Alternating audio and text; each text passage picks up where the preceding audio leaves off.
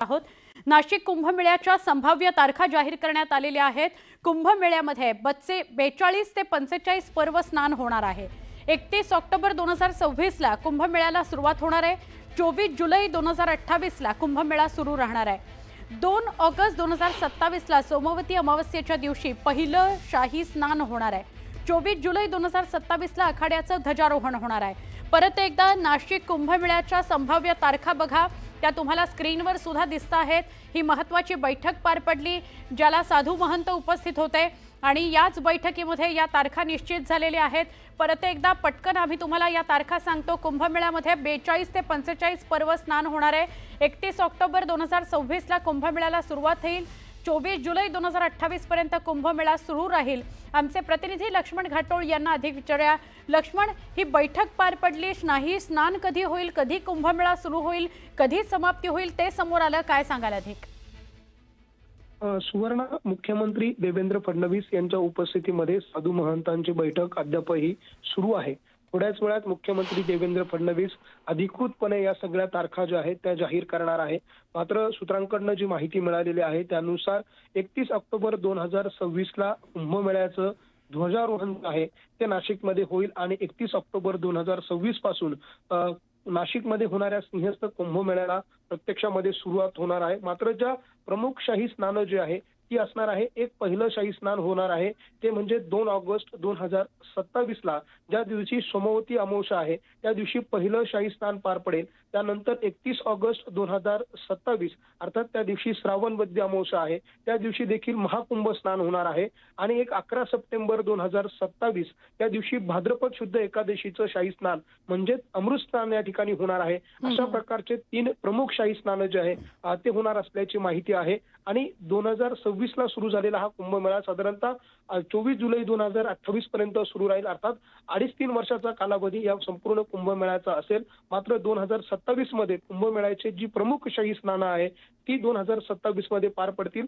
पुढच्या काही वेळामध्ये मुख्यमंत्री देवेंद्र फडणवीस याबाबत अधिकृत घोषणा करतील, अधिकृत तारखा ज्या आहे त्या देखील जाहीर करतील। मात्र जी माहिती सूत्रांकडून आलेली आहे त्या तारखांवरती चर्चा केली जाते। या सगळ्या तारखा आपल्या समोर आहे। नक्की, धन्यवाद ही माहिती दिल्याबद्दल।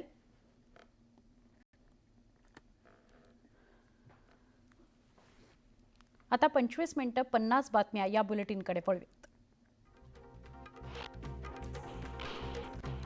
मनसे आणि शिवसेना एकत्र येतील हा विचार आता डोक्यातून काढून टाका।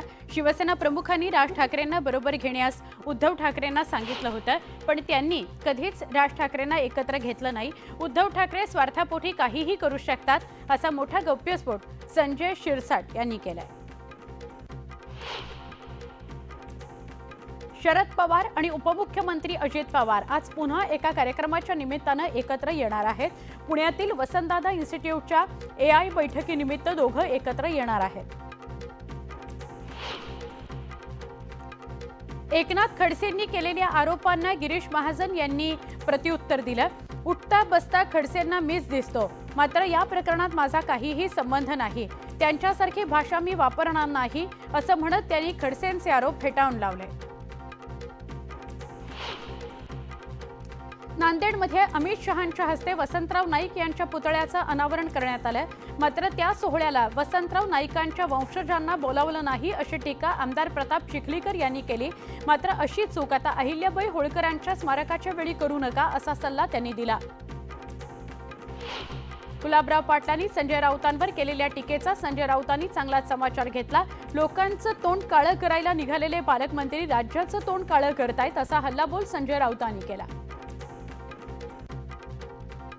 कृषी खातं जबाबदार खातं आहे, कृषी खातं शिक्षा आहे असं मानणाऱ्यांमुळे राज्यात शेतकऱ्यांचं काय भलं होणार असं म्हणत राऊतांनी कृषी मंत्र्यांच्या वक्तव्यावरून जोरदार टीका केली। पुण्याच्या हडपसरमध्ये मनसेचे पदाधिकारी शरद पवारांच्या राष्ट्रवादी काँग्रेसमध्ये पक्षप्रवेश करणार आहेत। शरद पवारांच्या उपस्थितीत मनसेचे 100 कार्यकर्ते पक्षप्रवेश करणार आहेत। कुणी आंदोलन एकत्र केलं म्हणून पक्ष एकत्र आला असं होत नाही असं म्हणत शिवसेना आणि मनसेच्या युतीच्या चर्चांवर योगेश कदमांनी टोला लगावला। अमरावतीत राणा विरुद्ध खोडके यांचा वाद पुन्हा उफाळलाय. खोडकेंनी एवढी गुरमी दाखवत दादागिरी करू नये असा इशारा रवी राणांनी दिला. तर रवी राणा मला नेहमीच धमकी देत असतात असा पलटवार संजय खोडकेंनी केला. गेल्या 2 दिवसांपासून उसंत घेतलेल्या पावसानं पुण्यामध्ये पुन्हा जोरदार हजेरी लावली. अचानक आलेल्या पावसामुळे मात्र पुणेकरांची चांगलीच तारांबळ उडाली. आज दिवसभर पावसाचा अंदाज वर्तवण्यात येतोय. सोलापूरच्या अक्कलकोट तालुक्यामध्ये मुसळधार पावसानं हजेरी लावली. त्यामुळे शेतशिवारात पाणी शिरल्याने पिकांचं नुकसान झालंय.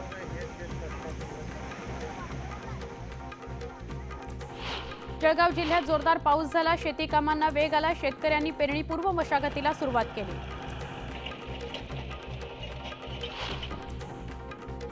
धाराशिवमध्ये पावसानं जोरदार हजेरी लावली. यामुळे काढून ठेवलेल्या ज्वारी आणि कडब्याचं मोठं नुकसान झालं. यामुळे शेतकरी आर्थिक संकटात सापडला. मुसळधार पावसामुळे सिंधुदुर्ग जिल्ह्यातील शेतकऱ्यांचं मोठं नुकसान झालंय. भुईमुग, कलिंगड, कोकम या पिकांचं मोठं नुकसान झालंय. 74 गावांमधील 175 शेतकरी बाधित झालेत.